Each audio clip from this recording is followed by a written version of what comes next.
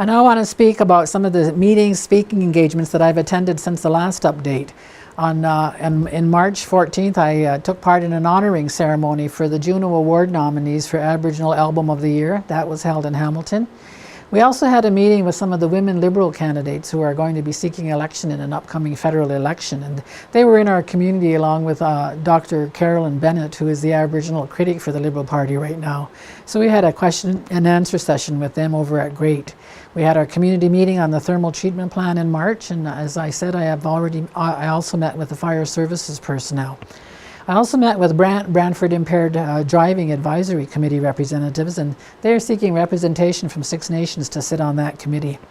I attended the Six Nations Polytech Open House on March 26th, and at the end of the month we had an economic development summit with our staff to look at some of the projects we're involved in and maybe some potential projects we'd like to be involved in.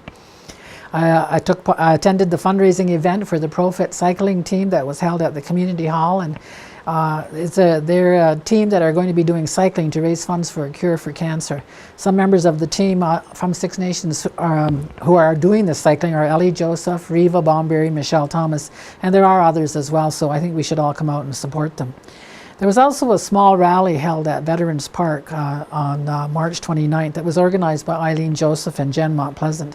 And it was done in conjunction with the Missing and Murdered Women Initiative and to protest the decision that was made in a court case about the murder of Cindy Gladue from Alberta. The person who murdered Cindy Gladue was acquitted, but since that time, and because there's been so many protests across the country, the Crown has decided to appeal this case.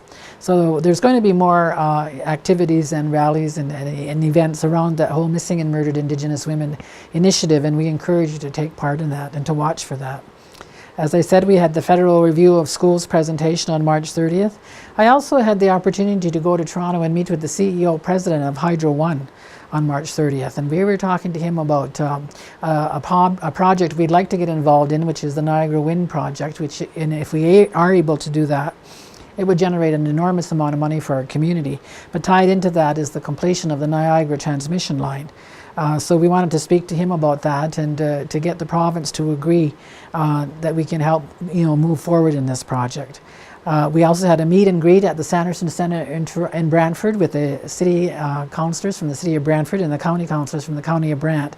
And that was just an opportunity to get to meet each other because the city and the county have some new people given the recent municipal elections in last fall. On April 2nd, we met with Minister Stephen Del Duca, who is the Provincial Minister of Transportation. We discussed possible funding opportunities for bridges because we do need 2 new bridges and roads, and also we talked about Highway 6 and a lot of the mishaps and the accidents that have happened on Highway 6 because there are no lights or stop signs between Fourth Line and Hagersville. So we talked to him about that and what could be done, and we also brought up our support for the City of Brantford's initiatives to try and get GO service from Brantford to Toronto. I also received a telephone call from another provincial minister, Michael Couto, Minister of Tourism, Sport and Culture, who advised that his ministry was providing $50,000 towards our Pan Am Games activities, which was most welcome, and this is in addition to the money we're also receiving from the Ministry of Aboriginal Affairs. And this past Tuesday, I did get a meeting with Premier Kathleen Wynne and Minister David Zimmer, the Minister of Aboriginal Affairs, and I was accompanied by Councillor Daryl Hill and Lonnie Bomberry and Matt Jameson. And the purpose of the meeting was to talk to her as well to get provincial support for the Niagara Wind Project and the Niagara Reinforcement Transmission Line. So we're hoping that they'll support us in this, and we're hoping to hear back from the Premier either today or early next week. I also had the opportunity to catch up with our friends from Samsung, Stephen Cho and Simon King, over lunch, and to just talk about maybe some possible future projects Six Nations can get involved in with Samsung. Yesterday I was in Thunder Bay for a political confederacy meeting with the Chiefs of Ontario, and we were talking about a number of issues that are applicable to all of the First Nations in Ontario. One of the things we are going to do, I think, is take part in the Association of Municipalities annual meeting in Niagara Falls in August. We also talked about a regional energy roundtable, which I'm going to sit on a political table, and Phil Montour will sit on the technical table. So there's a lot of work going on regionally as well. Some of the upcoming meetings and events, as I said, tomorrow is the additions for the opening ceremonies of the Pan Am Games at 11 a.m. at Social Services. On Monday, I'll be meeting with Minister David Zimmer along with representatives from the City of Brantford and the County of Brant to talk about a number of issues that are, that we're all concerned about. I will also be meeting with the Deputy Minister of Aboriginal Affairs and the Assistant Deputy Minister of Finance on Tuesday in Toronto to talk about some of the issues related to the Gas Tax Act and how it's applicable here in our community, particularly for our gas stations. On Wednesday, I'll be traveling to London to speak to the Women's Seroptimus Group. And on next Saturday, I've been asked to speak at the Youth Forum at Polytech. The long-term care is also having a palliative care conference at the Community Hall on April 22nd, and they're going to be giving a final report on the End of Life project. April 22nd, I'll be taking part in a ribbon cutting with another joint venture that we have with Brant County on solar projects, and that's going to be happening in Paris at the Brant Community Complex. Also on the 23rd at 8 in the morning, Hagersville Secondary School is holding its annual Crime Stoppers breakfast, which they've invited me to. And following that, we'll have the groundbreaking ceremony for our new fire hall. And on April 24th, the Six Nations Library is going to be holding a gala. I encourage everybody to buy tickets for. That's going to be held at the Best Western in Brantford. And on the 25th of April, I'll be taking part in an event in Hamilton on commemorating the War of 1812. And again, that's our community meeting with Hydro One. The United Nations Permanent Forum on Indigenous Issues is also coming up in New York City from April 20th to May 1st. We will be sending reps again. Council just needs to decide when and who that will be.